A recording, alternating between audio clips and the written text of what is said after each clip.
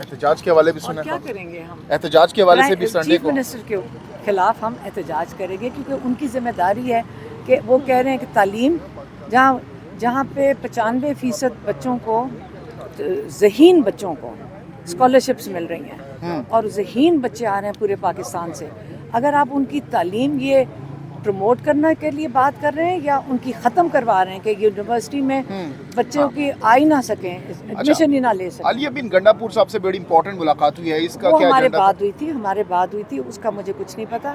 اس کے علاوہ جو میں نے ابھی بات کی تھی کہ ہم نے جو دیکھا تھا ان کی آنکھوں میں انفیکشن تھی اور وہ کہہ رہے تھے اب نہ فکر کرو، بالکل ٹھیک ہو گیا۔ پچھلے ہفتے ہم ملے ہیں ٹیوزڈے کو، تب ٹھیک تھے، اب ملیں اب وہ کہہ رہے ہیں ٹھیک ہو رہی ہیں۔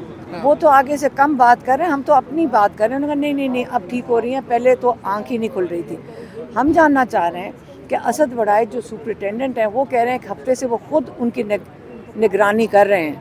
یہی ہمیں پتہ چل رہا ہے کہ خود اب اسد وڑائچ سپرنٹینڈنٹ جیل اڈیالہ ان کی نگرانی کر رہے ہیں، تو یہ پھر وہ اسد وڑائچ کی ذمہ داری بنتی تھی کہ وہ ہمیں بتائیں کہ انفیکشن ہوا ہے اور ان کو ڈاکٹر کو دیکھنا ہے۔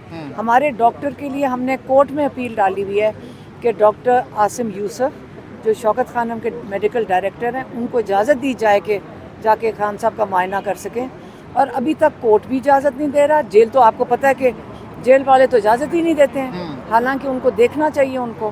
تو یہ چیز ہمیں بالکل، اس سے میں پبلکلی بات کر رہی ہوں اس پہ، تاکہ سنیں لوگ کہ ان کا خیال ہے کہ یہ چیزیں کریں گے، ہم جیل کے باہر جا کے ڈاکٹر سمیت سب بیٹھ جائیں گے جب تک ان کو اجازت نہیں ملتی۔ یہ کیا تماشا لگایا ہوا ہے؟ اور اسد وڑائچ جواب دے گا اگر دوبارہ ان کو کوئی اس قسم کی انفیکشن ہوئی۔ احتجاج کی کال بھی دے دی گئی ہے خان صاحب کی جانب سے سنڈے کو۔ یہ انہوں نے ہمیں بتایا تھا کہ 10 تاریخ کو وہ ہمارے سامنے جو بات ہوئی، اس کے بعد تو وہ آپ کو پتہ ہے کہ جو پولیٹیکل لوگ ہیں وہ بات کریں گے، لیکن انہوں نے یہ بات کی تھی کہ 10 کو میں چاہتا ہوں کہ سارے الیکٹڈ والے بھی اپنے مینڈیٹ کے لیے پرامن احتجاج کریں۔ اور جو علی محمد خان نے بیان دیا تھا کہ ہم سب سے بات کرنے کے لیے تیار ہیں، اس پر کیا وضاحت دی گئی ہے؟